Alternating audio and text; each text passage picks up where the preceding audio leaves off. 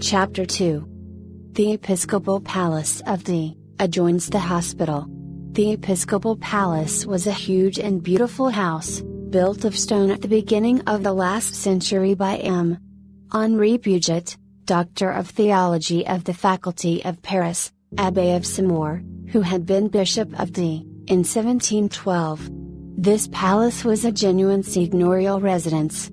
Everything about it had a grand air, the apartments of the bishop, the drawing rooms, the chambers, the principal courtyard, which was very large, with walks encircling it under arcades in the old Florentine fashion, and gardens planted with magnificent trees. In the dining room, a long and superb gallery which was situated on the ground floor and opened on the gardens, M. Henri Puget had entertained in state, on July 29, 1714, my lords Charles Brillat-Sagalas, Archbishop, Prince d'Embrun, Antoine de Masgrigny, the Capuchin, Bishop of Grasse, Philippe de Vendôme, Grand Prior of France, Abbé of Saint Honore de Lérins, François de Bourdon de Crillon, Bishop, Baron de Vence, César de Sabran de Forcalquier, Bishop, Seigner of Glanf, and Jean Sonnen, priest of the Oratory, preacher in ordinary to the king, Bishop, Seigner of Senez. The portraits of these venerable personages decorated this apartment, and this memorable date, the 29th of July, 1714, was there engraved in letters of gold on a table of white marble. The hospital was a low and narrow building of a single story, with a small garden. 3 days after his arrival, the bishop visited the hospital. The visit ended, he had the director requested to be so good as to come to his house. Monsieur the director of the hospital, said he to him, "How many sick people have you at the present moment?" 26, Monseigneur. "That was the number which I counted," said the bishop. "The beds," pursued the director, "are very much crowded against each other. That is what I observed. The halls are nothing but rooms, and it is with difficulty that the air can be changed in them. So it seems to me. And then, when there is a ray of sun, the garden is very small for the convalescents. That was what I said to myself.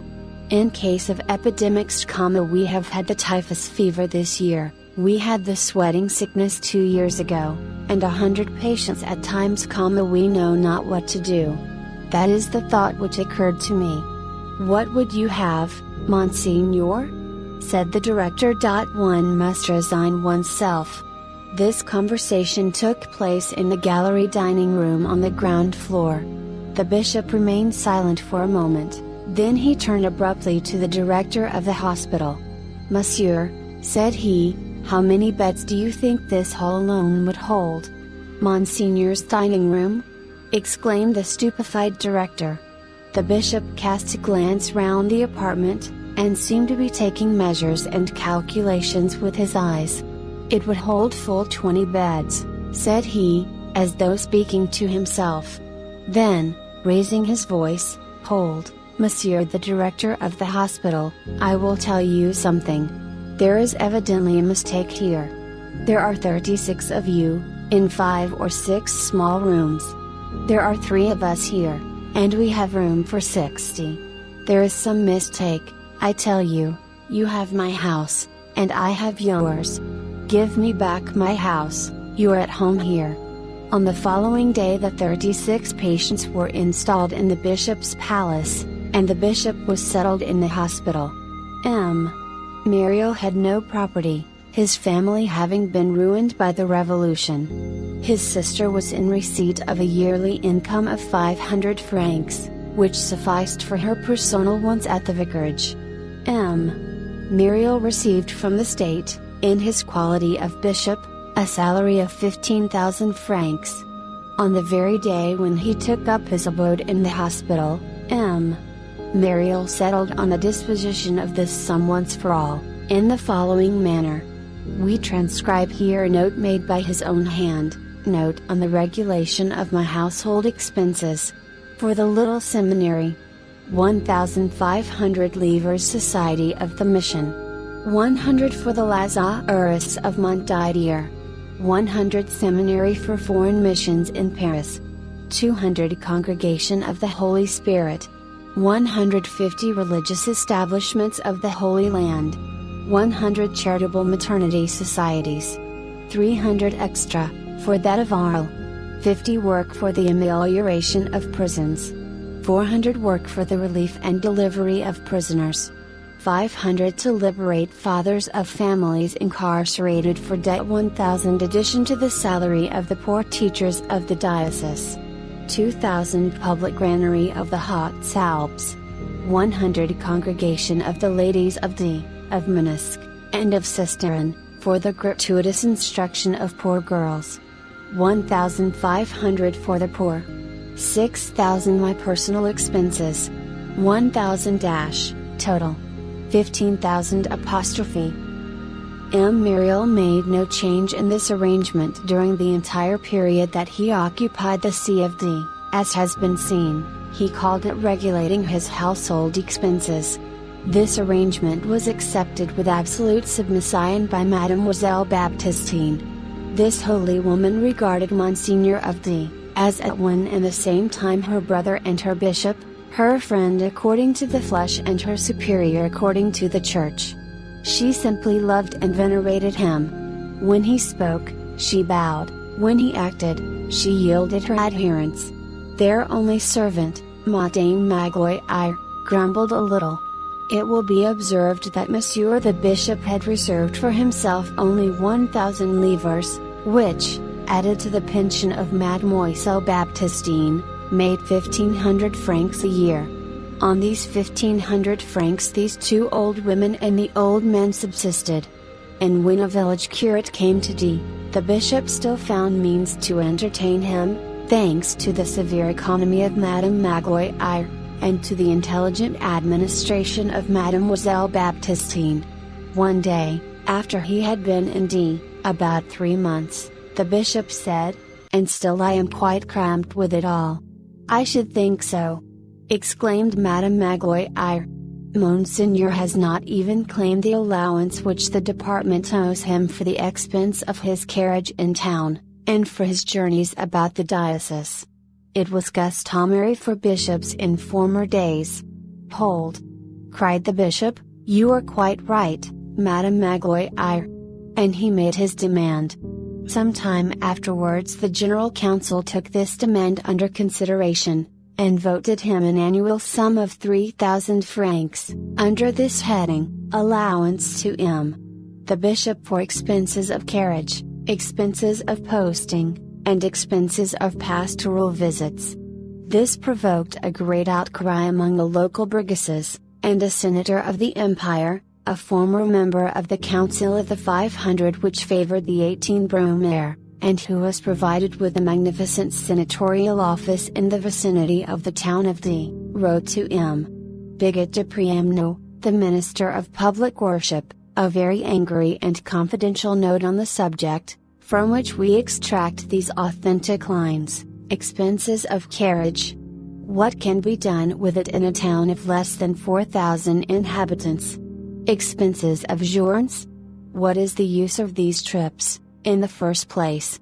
Next, how can the posting be accomplished in these mountainous parts? There are no roads.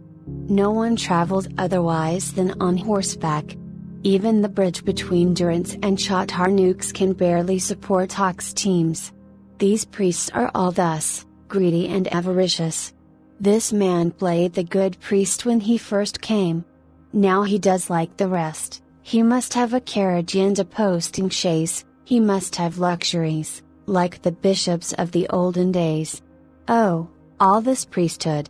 Things will not go well, Look'emt, until the Emperor has freed us from these black captrescals. Down with the Pope! Matters were getting embroiled with Rome. For my part, I am for Caesar alone. Etc., etc. On the other hand, this affair afforded great delight to Madame Magloire. "Good," said she to Mademoiselle Baptistine, "Monsignor began with other people, but he has had to wind up with himself, after all. He has regulated all his charities. Now here are 3,000 francs for us.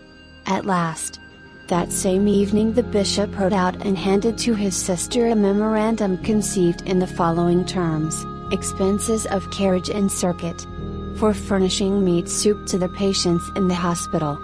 1,500 livres for the Maternity Charitable Society of X. 250 for the Maternity Charitable Society of Draguignan. 250 for foundlings.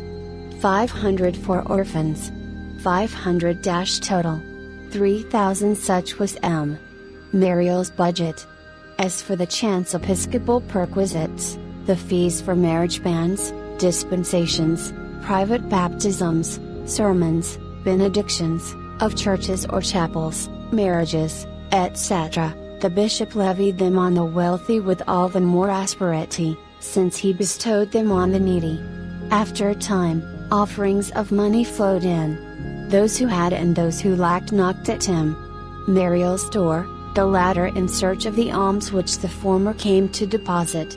In less than a year the bishop had become the treasurer of all benevolence and the cashier of all those in distress.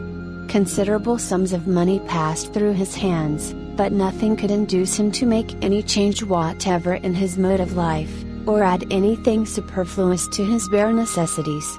Far from it. As there is always more wretchedness below than there is brotherhood above, all was given away, so to speak, before it was received. It was like water on dry soil. No matter how much money he received, he never had any. Then he stripped himself. The usage being that bishops shall announce their baptismal names at the head of their charges and their pastoral letters, the poor people of the countryside had selected, with a sort of affectionate instinct, among the names and praenomens of their bishop, that which had a meaning for them, and they never called him anything except Monsignor Benvenu, welcome. We will follow their example, and will also call him thus when we have occasion to name him. Moreover, this appellation pleased him. I like that name, said he. Benvenu makes up for the Monsignor. We do not claim that the portrait herewith presented is probable, we confine ourselves to stating that it resembles the original.